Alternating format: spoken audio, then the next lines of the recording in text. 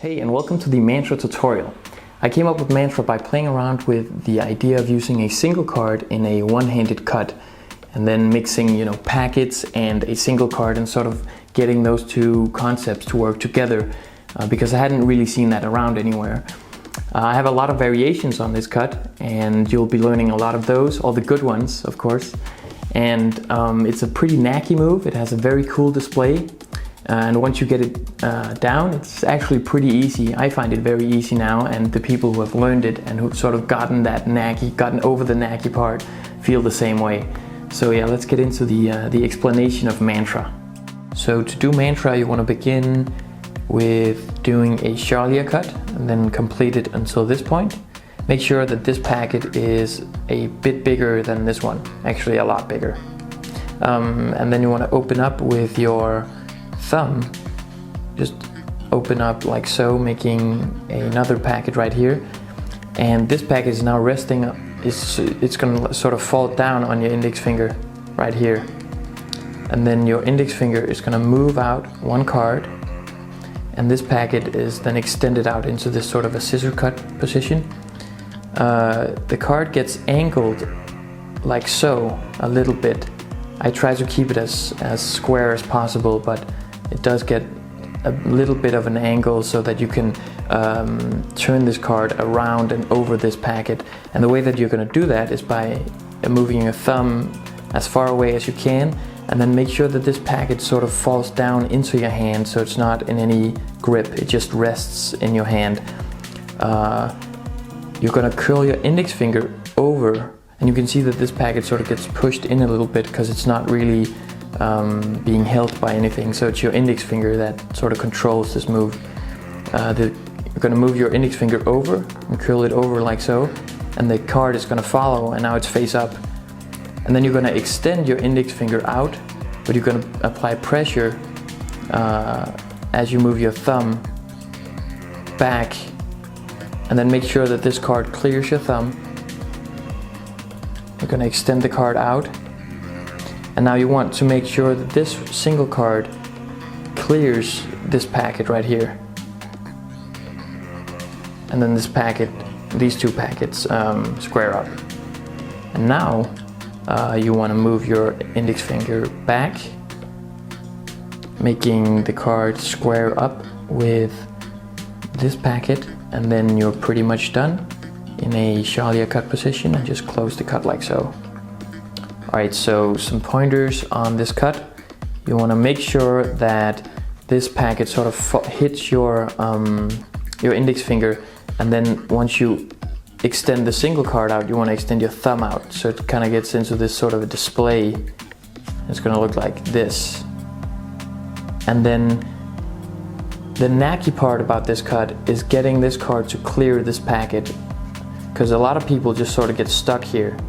But you really want to make sure that this packet isn't being held in any sort of weird grip. You want to make sure that it is being manipulated by your index finger more than anything, so that it's your index finger that controls the single card, and this packet just sort of follows everything. What I try to do is I try to keep it very square, this card, so it doesn't extend out as much. You can do that for the display. It looks kind of cool if you sort of extend out like this, but the closing part, I like to try and keep it as squared up like so it kind of very smoothly closes together.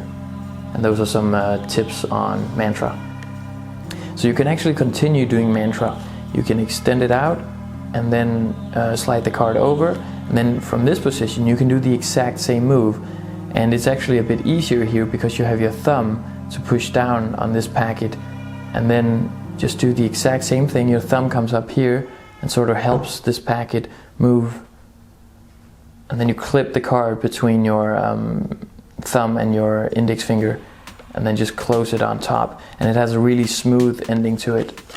It goes like that, and that's sort of a way to extend the cut and keep on doing the same movement. An alternative way of doing Mantra looks like this, and it's a very knacky move, and here's how you do it. Instead of trying to get the card to come out straight, like I said before, you actually want a big angle on this one, and the card actually surpasses this packet, and then by sort of with gravity as well, and also doing it fast helps, because this is a very knacky move, because it's sort of, you have to get a feel for it, and it's very difficult to do slow. But you want to end up in this position by letting gravity and also this card move this packet into this position. And from here you can move your index finger in, and they can square up perfectly. And this happened by mistake the first time I tried to come up with something with Mantra, and I got really happy because it looked super cool, but it's just not very practical. But I do it sometimes whenever I feel like doing it. Alright, so I'm a big fan of Mantra, and I actually have a small variation on the ending with the single card. Instead of just placing it inside of the Charlier cut, you do a rotation with that single card. So this is how you do my tiny variation on Mantra. You just do Mantra as you normally would, and then when you get to the ending here, you make sure that the single card is clipped just with the tip of the index finger and the thumb.